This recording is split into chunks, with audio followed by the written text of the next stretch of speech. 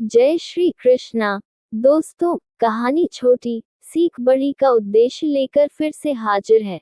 दोस्तों, बड़े कमाल की बात कही है किसी ने कि प्रार्थना परिस्थिति नहीं बदल सकती, लेकिन इंसान का चरित्र जरूर बदल सकती है। दोस्तों, आज की कहानी है, एक पंचायत में 11 गांव थे, जहां पिछले कई सालों से सूखा पड़ रहा था, जिसकी वजह से अकाल की स्थिति बन गई थी।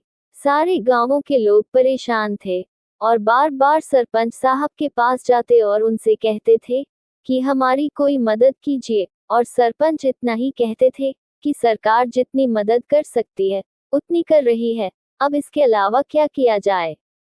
किसी ने उनको सलाह दी कि यहाँ से 100 किलोमीटर दूर एक मंदिर है, जिसके पुजारी जी वर्षा करवाने के लिए हवन करवाते हैं।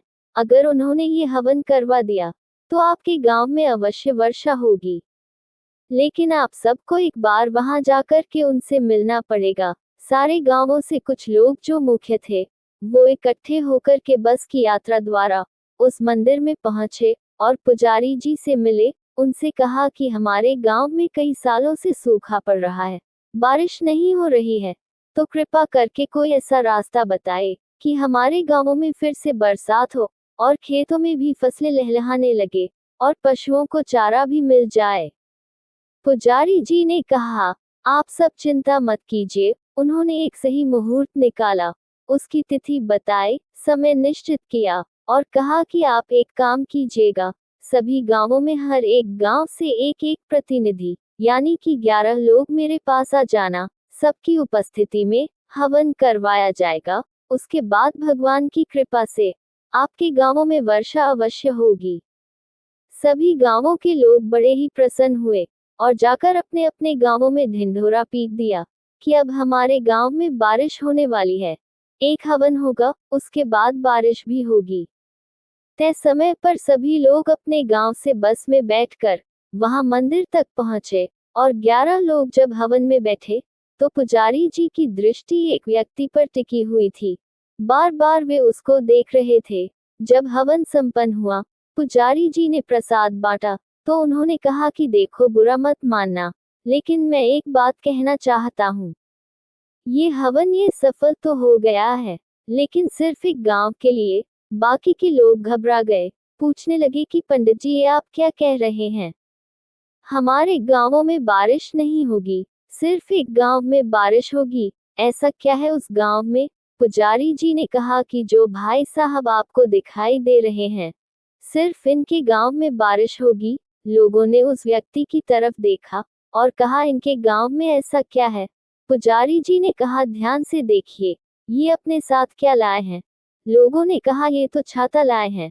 पुजारी जी ने कहा, बस ये छाता लाए हैं क्योंकि इन्हें संपूर्ण विश्वास है कि इनके गांव में वर्षा होगी, हवन सफल होगा। आप लोगों को तो भरोसा भी नहीं था कि बारिश होगी।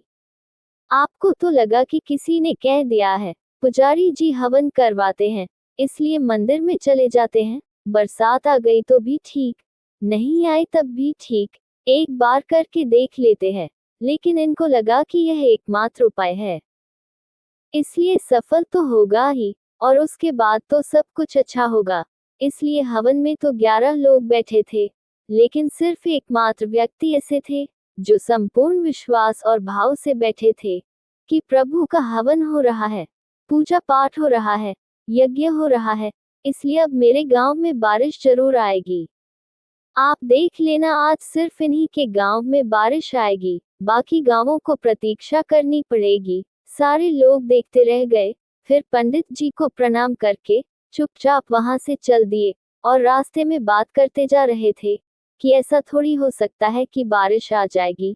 जब वहां पहुंचे तो सबसे पहले उसी भाई का गांव आया जिसके लिए पंडित जी ने कहा था, जो छाता लेकर आया था। जैसे ही वह बस से उतरा, वहां बारिश शुरू हो गई। बाकी सारे लोग आश्चर्य से देखते रह गए। वो भी अपना अपना गांव आने पर बस से उतरे, लेकिन किसी के भी गांव में बारात नहीं हुई। सिर्फ उस एकमात्र व्यक्ति के गांव में बारिश हुई।